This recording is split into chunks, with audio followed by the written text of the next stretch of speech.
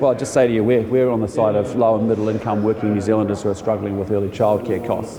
And you can stand on the other side and criticise as much as you like, but I don't see any policy from Labor.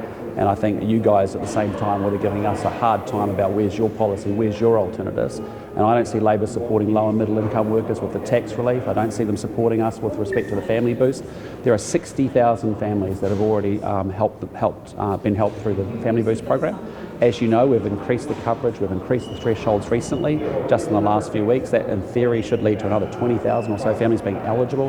That's all a positive thing. Our job is to make sure we are lowering the cost of living for New Zealanders and doing everything we possibly can. That means getting the big macro stuff under control, but it also means doing things like practical things like FamilyBoost, working for family credits that change. None of that was supported by Labor. With that in mind, I mean, 123, given it is the maximum amount and there are still 60,000 people eligible. And isn't that great? Yes, but in terms isn't that great? Is it 123? I mean, isn't that great? 60,000 New Zealanders, families have been helped through FamilyBoost, another 20,000 by the changes we've made. Claiming the maximum. Are you happy with this? Well, but the question I say to you is we have put a program in place which Labor didn't support, didn't vote, don't back, because they don't back low and middle income working New Zealanders, and 60,000 New Zealand families have actually taken advantage of that. So Labor had free ECE for 2-year-olds, so it was going to be eligible. Look, let's be clear. That's a bunch of crocodile tears from the Labor Party. This is the party that didn't support tax relief, moving tax thresholds. That's not deeply ideological, but it helps low and middle income working New Zealanders. They didn't support FamilyBoost. They didn't support working for family credits.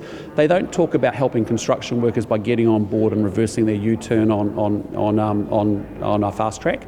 They've got a gazillion different positions on public-private partnerships, as you've seen again today, another flip-flop. It's all over the place. So, they have no idea what to do. They put us in this mess. We're cleaning up their mess. And so I'm not taking any lectures from frickin' Chris Hipkins or the Labor Party on not supporting low and middle income working New Zealanders, because that's what this government's doing, because we care about working New Zealanders, and they're doing it tough, and we're doing everything we can to clean up the economy, get it on the right footing, as evidenced by the infrastructure projects, as evidenced by the free trade agreements that we're trying to do to get growth into New Zealand in a very difficult time.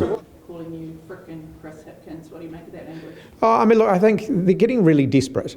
On a daily basis, they're attacking me and attacking the Labor Party, rather than talking about their own track record in government. They're nearly 2 years in now. Surely they should be willing to defend their own policy. Well, we're not even close to an election campaign at the moment, but unlike him, when we go into the election campaign next year, I will make sure that the policies that we have add up and that we actually can deliver on them. They didn't do that, and now they're suffering, and New Zealanders are suffering as a result. Why haven't you got any policies yet? Well, at the moment, they've still got a whole other government budget to deliver. So before we come out with significant policies that are going to cost some money, for example, we need to see what the shape of the government's books are. I want to know that we can afford what we promise.